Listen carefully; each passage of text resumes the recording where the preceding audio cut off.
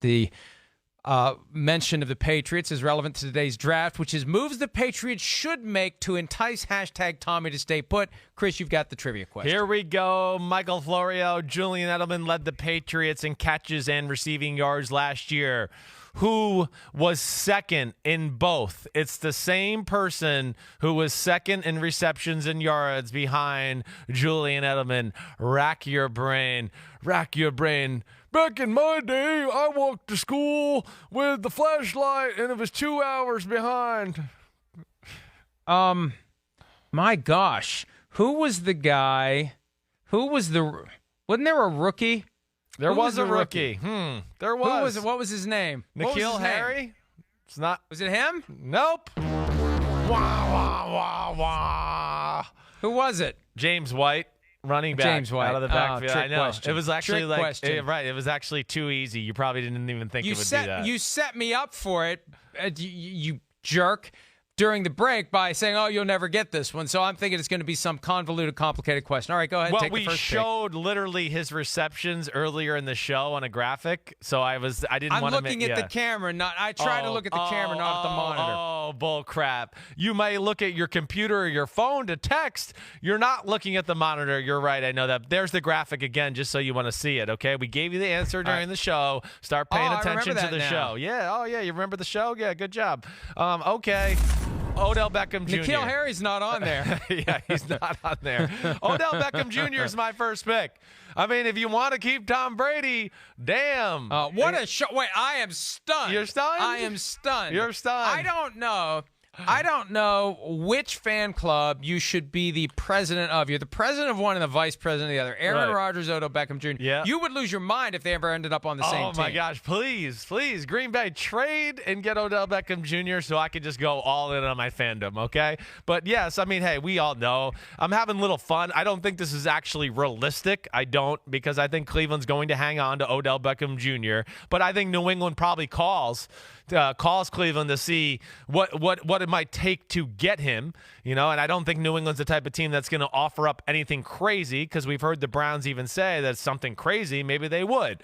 But I say it because we've heard history between both of these teams. Well, I know that New England likes Odell Beckham Jr. a lot, and Odell has expressed a lot about how much he respects New England and Tom Brady and all of those things. So that would be a move where Brady would go, okay, see you San Francisco, see you Tennessee Titans. I'm staying in New England and going to win my 7th.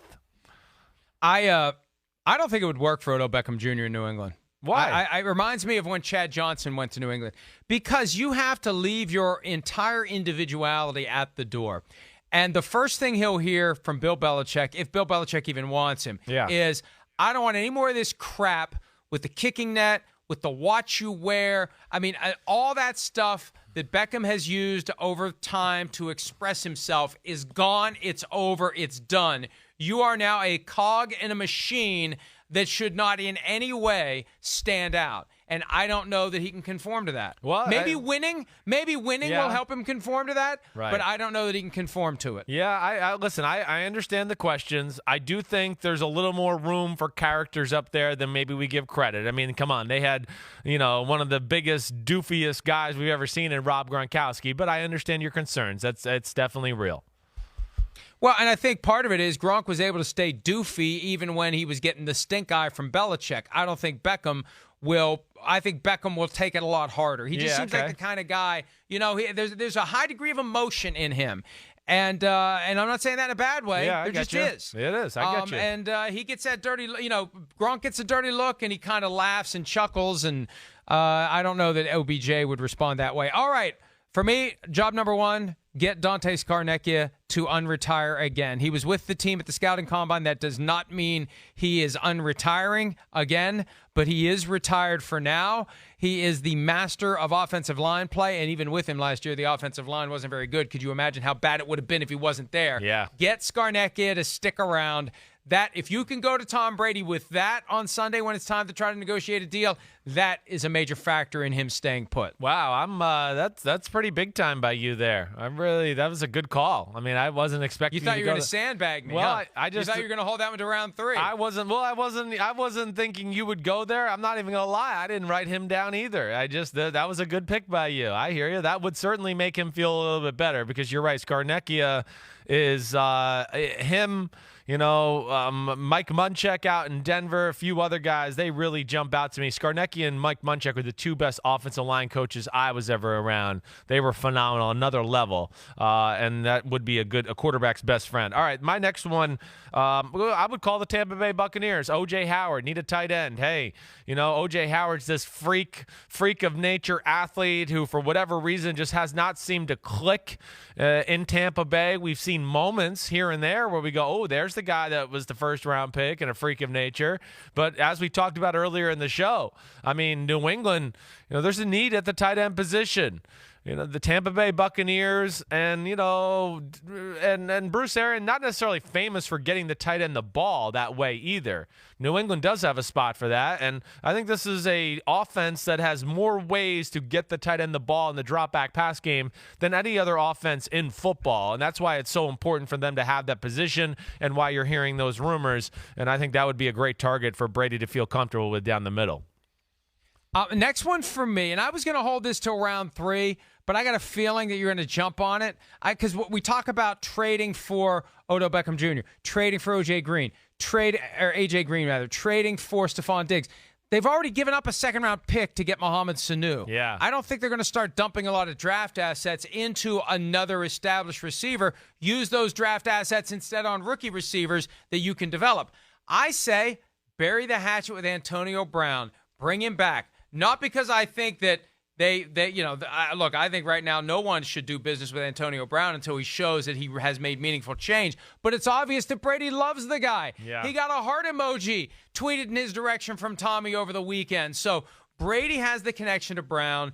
They didn't get a chance for it to really flourish.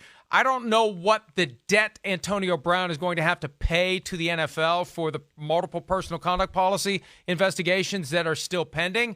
But it's clear that Brady loves the guy. I don't think he's just being nice. I think he'd love to have him back. We got a glimpse of what they could do together. You want Tom to stay, you get Antonio Brown back under contract. And I don't think their desire to keep Tom Brady is strong enough that they would want to bury the hatchet with Antonio Brown. But if you want to keep Tom, I think that's a way to do it. Well, it certainly, I would think that would open Tom's eyes for sure. He does seem to have some affection for Antonio Brown. And, hey, listen, we both know a lot of people that love Antonio Brown. When you're around the guy, he's got a great way about him. But as we both know, it's we've seen a lot of, weird turns and things in his life over the last 2 years. And, I don't know. I mean, really, right now, with where it sits in Antonio Brown, if you had to bet money, is he in the NFL next year? Like, what's the Florio meat and pasta gut say?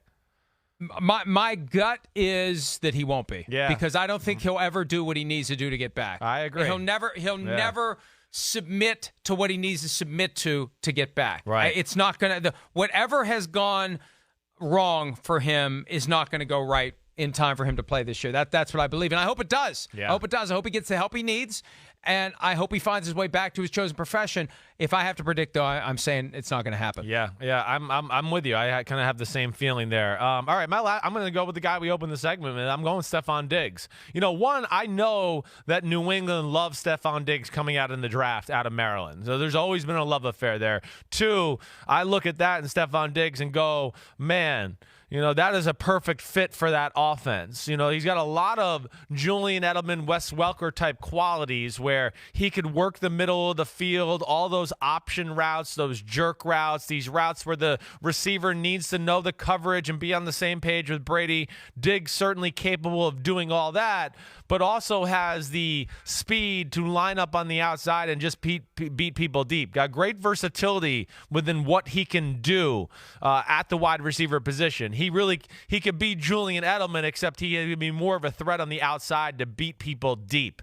And I could see that. And again, I think Minnesota, I just think this is one of those players and teams and situations where I'm going to keep my eye on this player in this situation as we continue here through the through free agency, just because the amount of money he's making, there's salary cap issues there in Minnesota. We know they need to build some depth on their football team, and they have some other guys they'd like to sign where, I would not be shocked if he gets dangled out here by trade.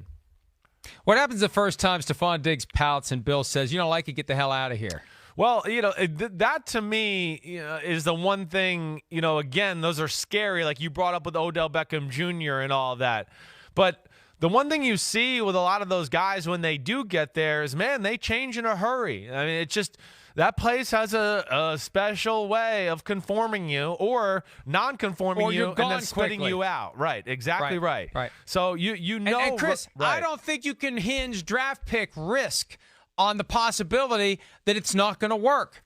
Not significant draft pick risk, because there is a chance it's not going to work. There's a chance it's going to be like Reggie Wayne. Remember Reggie Wayne, one training camp? This isn't fun. I'm out of here. Right. Chad Johnson was never the same guy again. I mean, the list goes on, and that's a heck of a risk. And I love Stefon Diggs, but we've seen it from time to time. You got to know how to handle him, and he's got to know how to handle the situation. It's going to be very different for him in New England. Yeah, no, it's real. You're right, but we've also seen it work too when they've traded and got guys. I mean, Brandon Cooks and Randy Moss and other guys have all found ways to conform as well. But yes, it's risky. It's certainly a different culture, a different way of life, and you do lose a little bit of your, your personality and your individuality that way when you go up in New England. You have to sacrifice those type of things to win the Super Bowl, and that's just the way business is done up there. All right, last one for me, because, again, every one of yours is trade. They've already given up a 6th-round pick for Mohamed Sanu. A 2nd-round pick, not 6th, 2nd. They're not going to trade any more assets for pass catchers. Why do you need to trade anything when there's a guy on your reserve retired list? You just need to convince him to put 30 pounds back on. Oh, that's Get his butt back in uniform. Bring back Gronk. Bring back Gronk. You want Tom Brady to stay? Bring back Gronk. Listen, it's rarely a landslide. It's a land. We don't even talk about who wins or loses as much as we used to. You're done. stink. You're cooked. It's Antonio over. Brown. What? He's not going to be in the league. Fork in him. Gronk. I could beat Gronk in an arm wrestling contest right now. Whoop-de-doo. I think I could take him in the bench press too. Hello, pay-per-view. Okay. I bet you can't bench 125 pounds 20 times like I can. And you picked Dante Scarnecchia in the first round. He's 145 years old. I mean, holy cow. I'm just joking, Dante. He did walk to school with a kerosene lantern. He did. You're right. He definitely did. Back in his day. All right. It was a good draft. It was a fun draft, and I say that because I don't want to sound like Big Cat because it gets so old. No, I dominated you. No, I dominated you. I did dominate you. Yeah. I kicked your ass. Oh, I did. Hi, I'm Mike Tirico, and thanks for watching. Make sure to hit subscribe for the latest news and highlights from NBC Sports.